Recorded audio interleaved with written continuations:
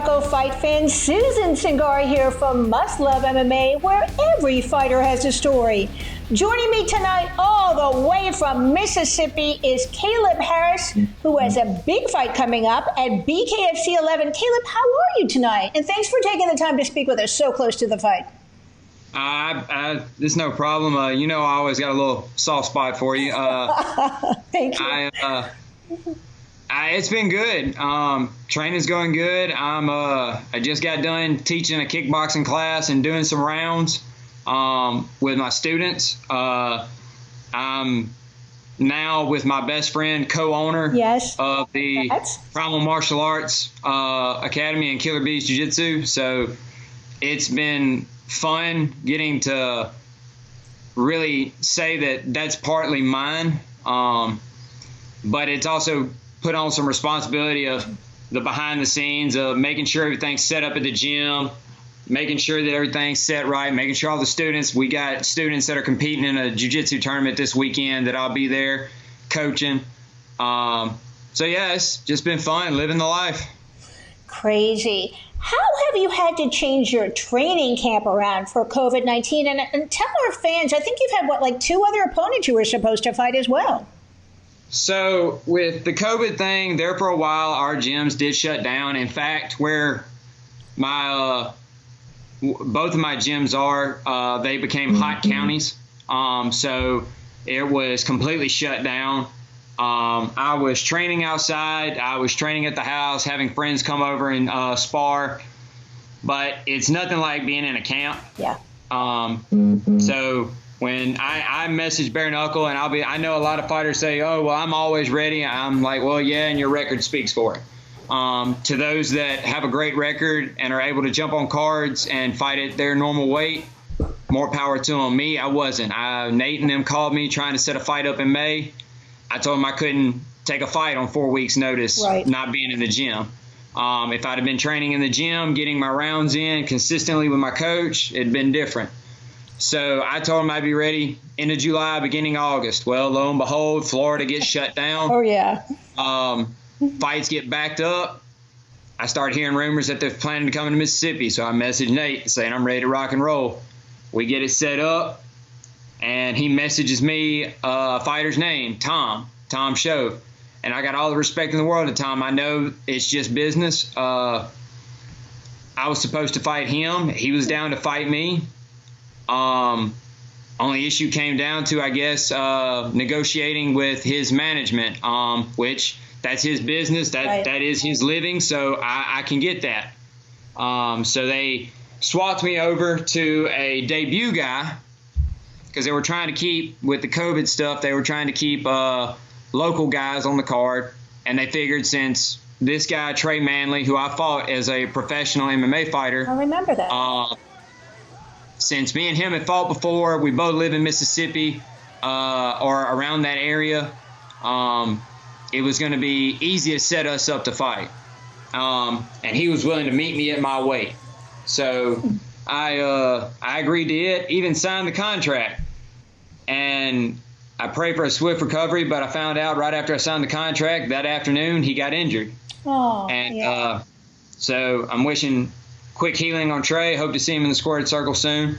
And lo and behold, by the end of that day, there were talks of Elvin Brito, which we knew. Me and him were cool. We laugh, we joke when we see each other at the fights and then on Facebook. We know it's just business. At the end of the day, when one of us walks out of the ring with a hand raised, he's walking over to give a hug and go buy him a drink, the other guy a drink. But we changed the game plan. I called my corners. I met my coaches, and I made sure that they were okay to take the fight. They were down for it. They thought that we could make a good game plan set up. So, and I don't know, something's been different this camp. I don't know if it's the fact of the whole COVID thing had me missing fighting or what, but I'm just not as stressed about this fight. I'm not to say that I'm underestimating Elvin, by no means. I'm just, the anxiety's not there anymore. Good for you. I'm able to enjoy training more. So it's been a lot more fun this go round. When you got word that you were going to finally fight Elvin, what's the first thing you did to change up your game plan for him? Uh, Really, it's hard to say. I don't want to give too much away, but we we had already been watching Elvin a little bit, and I know him and his corners and managers have been watching me because we knew this fight was coming. In fact, I think his manager has been trying to get it set up since day one. But oddly enough, a girl that I was dating way back was actually good friends with Elvin. And so she told me that if me and Elvin fought, she was going to have to sit on the sidelines. Aww. I ain't got to worry about that no more. But, you know, it's going to be a fun fight, and it's been fun planning a good game plan. I know Elvin's going to come out and be the best Elvin that he's been because I know he's hungry for this fight. Mm-hmm. Me and him both got a lot riding on it, so it's going to be a good show. And when it's all said and done, Bare Knuckle's going to have to pay me and Elvin a lot more money after this. Well, one thing for sure, you always bring it, so we don't have to worry about that. Do you think you're hungrier? Both you and Elvin are coming off losses. Does that make this fight, does that make you more hungry for the win, do you think? It makes me more mature. Oh, interesting. Meaning, when I first lost in Bare Knuckle, I had to go through those bouts of worry that everybody was right. This wasn't the sport for me. I was stupid for doing this. I was crazy. And after losing to Jim, it took me a few days. It took me a little while, and a lot of people that I'm not close to that I didn't expect to talk to me coming to me and telling me that I earned a lot of fans in Florida that night, that I put on a show, and I went toe-to-toe with arguably the best guy in my weight class division. And I made him go all 5 rounds, something that nobody's ever done. So even though I have a loss on my record, I don't feel like I lost that fight. I do know I did. I'm not arguing with the judges. The judges scored the card very accurately, in my opinion. But I feel like I evolved from that fight. Good for you. And from that point, I've just been getting better. So I'm looking forward to showcasing some new skills when I come out to fight this next weekend. Kaleb, I want to thank you because you've been incredibly honest in all our interviews, and I applaud you for that. What was the hardest thing for you after you lost with Jim Ehlers from a mental perspective? Because losses are always really hard to take as a fighter. It was really tough right after the fact, accepting that I could have done more and I could have ran the game plan better, that Jim Ehlers just happened to be the better fighter that night. I'm sure we'll cross paths again one day.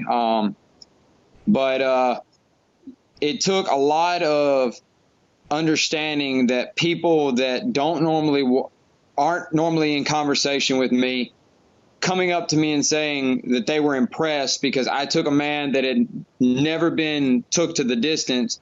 I took him there and made him see that he was human. And Jim Ehlers has done nothing but give me a lot of respect, and I have nothing but respect for the man. So I want to say the toughest part of me was just accepting the fact that I got beat by a better man that night, and that I went back and I've been trying to get better so that never happens again. Well, I want to say that I was there for the fight, and it was amazing. Both you and Jim really brought it, and I feel like Bare Knuckle, I've seen you grow with the sport, and I thought you did an outstanding performance, but I do want to see that rematch. I also want to ask you, I saw something on your Instagram, so you're planning a trip to Ireland. What's that all about? Because I might be coming with you, I like the Irish fighters. It's one of my three countries on my bucket list, and so with all this COVID and everything going around, I'm fixing to turn 27. I don't own a place of my own just yet, so I don't have as many bills as a normal 27-year-old would have. And I discussed it with my dad, who I rent from, and he agreed that before I get out and get settled on a place of my own, that if there's somewhere that I want to go, that I should go. I should go see the world a little bit while I still can before I get settled down with somebody, et cetera, et cetera. And so I started looking up, and I literally looked up the plane ticket prices to persuade me not to want to do this. And the prices were just too good. But with all this COVID stuff going around at the last minute, I decided to hold off and wait one more year. So I'll be going for my 28th birthday. So I've slowly but surely started putting money aside, and Bare Knuckle will probably be helping fund that trip a good bit. Wow, good for you. You know, I recently interviewed an up-and-coming fighter who trains with Artem, by the way, and Conor McGregor, Nate Kelly. He's an amazing fighter. He's coming up the ranks. He really is the kind of kid that we're probably going to see the next generation of Irish fighters, and they always bring it. There's, I have a thing with the Irish fighters because I feel like they're really gritty, and I'm dying to go over to SBG, but I'm probably going to have to wait as well. Kaleb, before we go today, is there anything else you want to add? And please give us your social media handles. First of all, you can follow me on Instagram and Facebook. My Instagram tag is Lionheart2193, and my Facebook is Kaleb Lionheart Harris, or just Kaleb Harris. I want to thank my sponsors, Downrange Lifestyle. I've had an issue come up due to COVID. A lot of the places that put my logos and stuff on my shorts, they are shut down right now, so I'm not able to put any new logos. So to Downrange Lifestyle, which is a European-based veterans clothing apparel, I want everybody that sees this interview to please go to their Instagram page, give them a like, make a comment, tell them that Lionheart sent you. And to Mary Jane's House of Glass, big shout out for the care packages. As always, even though they weren't able to help me during this time, I don't train with anything but Rev Gear gloves anymore. Because they're just the best for my hands. And finally, to anybody out there that may be struggling with anxiety, suicide, or depression, guys, I've been in that dark tunnel. Yeah. I've sat down in that dark tunnel, and I've felt like just giving up. And it took somebody else standing at the end of that tunnel and yelling for me and coaxing me back out for me to be able to get up and keep walking again. And I'm here to tell you, no matter how deep and how dark that tunnel is, if you keep walking, you will eventually find your way out. Just don't ever stop, because the second you stop, you let the darkness overtake you. I'm here to tell you that you're going through that tunnel so that you can be the light for somebody else walking behind you. So if you're going through stuff like that right now and you feel scared, you feel weak, know that a bare knuckle fighter, a true badass, still suffers with this daily. So just don't give up hope and just keep walking forward.